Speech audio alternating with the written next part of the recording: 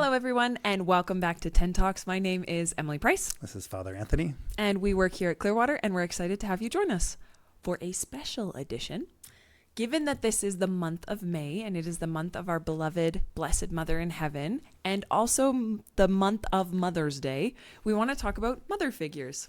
That's awesome, because we all love our mothers, right? Yeah, exactly. So today we're going to look at three specific examples of motherhood. We're going to look at Mabel Tolkien, or Tolkien, depending on who's pronouncing it, Lily Evans from Harry Potter, and Our Lady of Fatima. Very good. So let's start with Mabel Tolkien. Some of you probably know her name because of her son, J.R.R. Tolkien, who is a great writer, philologist. He loved the word, a great academic, but also a great man of God. So his experience of his faith really was rooted in his mother, Mabel, and her example. And he believed her to be a real heroine, a hero in the faith, and a martyr in some way for her faith. Tell us more, Emily. Her story is actually pretty amazing, and I didn't know a lot about it until recently. So J.R. and his brother were born in South Africa, but when he was born, the hot weather was not good for him, and so his mother took both of her boys and they moved to England. It was meant to be temporary. When they were packing to leave England to go back to South Africa to join her husband, she got a telegram that said that he died. What a shock. What a fast turnaround. And so they decided to stay because there wasn't really a reason for them to go back to South Africa.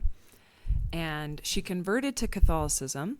But it's interesting because England at this time, the social climate around Anglicanism versus Catholicism was so tense that at one point it was legal if someone converted to Catholicism, the family could legally press to have the children taken from the convert and given to a family member who was Anglican so that they could be raised in the Anglican faith.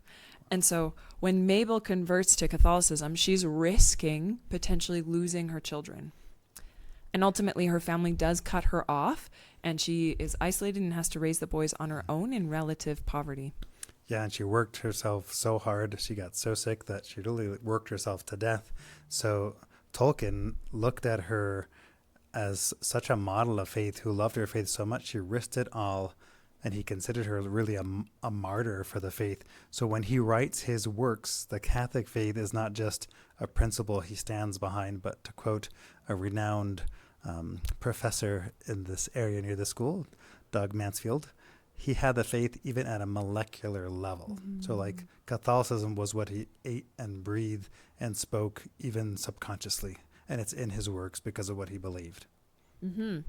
The next mother figure that we want to look at is Lily Evans, also known as Lily Potter, from the Harry Potter series. That's right. And he is called the boy who lived, but it's really thanks to her that he lived. Because if you remember the story, the evil Voldemort tries to strike him down with an evil curse, and Lily, this loving mother, makes the sacrifice of her life and stands between that curse and her son. It rebounds because of that love and saves Harry Potter's life. And then Harry Potter grows into being the hero we know from the stories. So the context of that conflict is that Lily and her husband James were a part of this secret resistance force that were fighting against the evils of Voldemort and the different ideologies and things that him and his people were spreading. But they were betrayed by a friend, and so Voldemort came to their house looking to destroy them. And so, as Father was explaining, when he went to kill Harry, Lily threw herself in front of him. Yeah, so here's a great quote from Dumbledore. He says, "Your mother died to save you, Harry. If there is one thing Voldemort cannot understand, it is love. He didn't realize that love, as powerful as your mother's, for you, leaves its own mark. Not a scar, no visible sign. To have been loved so deeply, even though the person who loved us is gone, will give us some protection forever. It is in your very own skin." What an awesome quote. So this experience that J.K. Rowling is talking from is her own experience of being a mom who had to sacrifice for her children. If you don't know, she was a single mom who struggled with some depression, anxiety, and wondering how she'd make it. And so she sort of writes it out in the figure of Lily Potter, what it means to be a mother who can sacrifice all things for her children. And so this heroism of motherhood comes out from her own life into her writings, like in the case of Lily. Mm-hmm. And then last but not least, this presentation would not be complete if we didn't talk about our beloved Heavenly Mother. That's right. And so there's so many ways in which we know our mother, and which we consider her as a mother, from the very foot of the cross when Jesus gave us his own mother and like an inheritance, and also for us to take care of her. But in so many moments throughout history, she has appeared by God's permission to God's children in a special way. In the month of May, on May 13th, we celebrate Our Lady of Fatima in Portugal, where she appears to these three shepherd children, Jacinta and Francisco, who are brothers and brother and sister, and their cousin Lucia. They're 7, 8, and I think 10 years of age. So these little shepherd children, in a time of horrible war and desolation, where you see just so much sadness. And if you've ever seen a picture of the shepherd children, I think Emily was talking about one earlier today. You look at that picture and they look so somber and sad because the Portuguese suffered terribly. It was a tough time for them.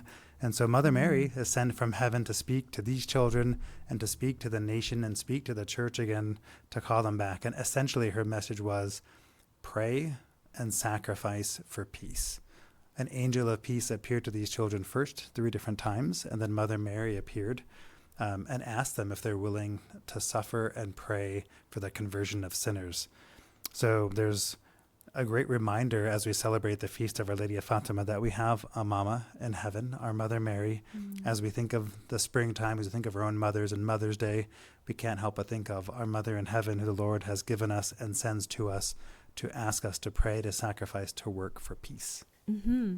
And given that it is the month of May, which is the month where we celebrate Mary, along with springtime and Mother's Day, if you are looking for some practical tips on how to increase or even start a relationship with Our Lady, especially as families, a couple things that you could try is, number one, you could try saying a decade of the Rosary together as a family.